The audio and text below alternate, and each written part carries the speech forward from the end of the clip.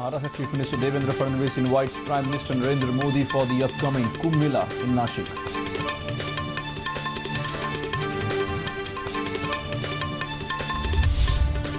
And at least 20 killed and several injured in horrific bus container collision in North Maharashtra.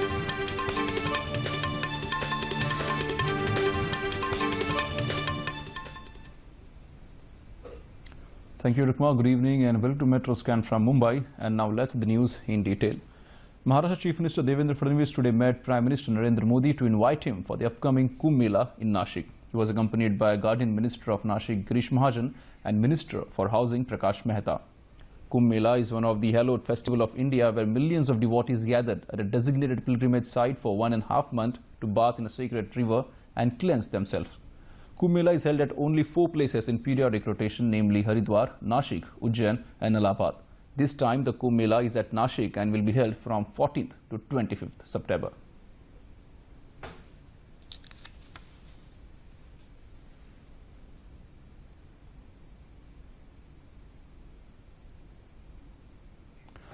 When at least 20 persons were killed and 15 others injured, some of them seriously, when a packed state transport bus collided with a container truck in Chalgaon district today. The Maharashtra State Road Transport Corporation was on its way to Surat from Chalisgaon when it crashed into the container coming from opposite direction at around 2:30 p.m. on Dhule-Chalisgaon highway. The injured, some in serious conditions, were admitted to hospitals in Dhule and Chalisgaon.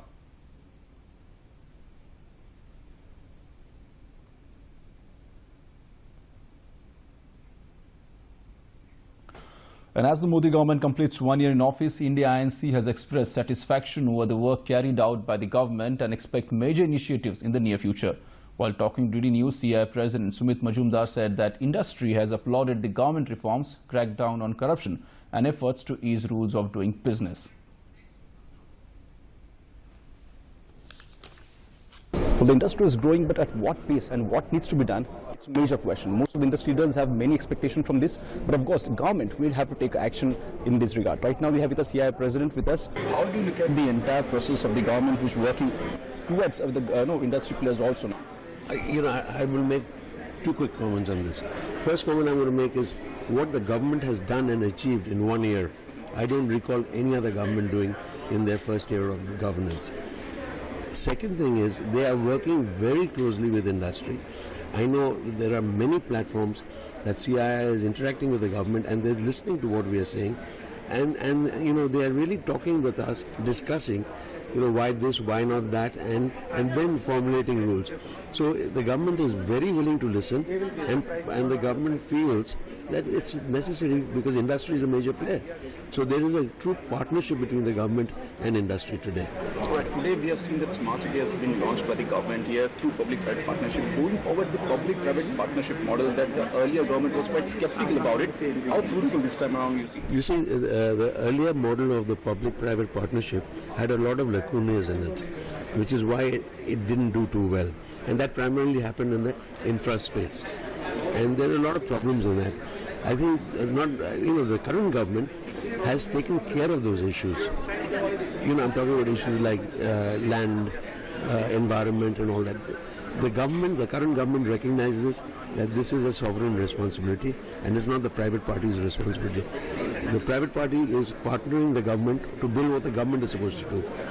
So the government recognizes this. So in the new form, going forward, I see the PPP model work very well. You have interacting with the industry players also. What are the comments you're getting from the industry players and their interest, which you could forward to the government also? How they are favorable also, and what are the comments you're getting? We've had a lot of discussions today, and people have a lot of views that this needs to be done, that needs to be done. So we need to collate all that and take it to the government and discuss with them. It is not that the government is blocked and saying won't listen to industry. They're all the time calling us and interfacing with us. So we will take the inputs from our members, collate it and go to the government. Thank you for talking to us. And marking a major initiative for urban development in the country, Prime Minister Narendra Modi today launched the Smart Cities Mission, Atal Mission for Rejuvenation and Urban Transformation and Housing for All. The main objective of the 3 ambitious scheme launched by the Prime Minister is to develop Indian cities and towns as a new engines of growth. Given the multiplier potential of construction, the scheme will also help create jobs and give fillip to the economy. Let's see what industry players have to say about it.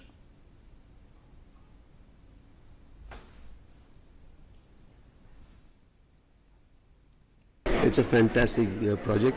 In a country like India, I mean, you can't think of a better project. It's a fantastic project. I think it's a great initiative because the whole Digital India initiative of Prime Minister is amazing.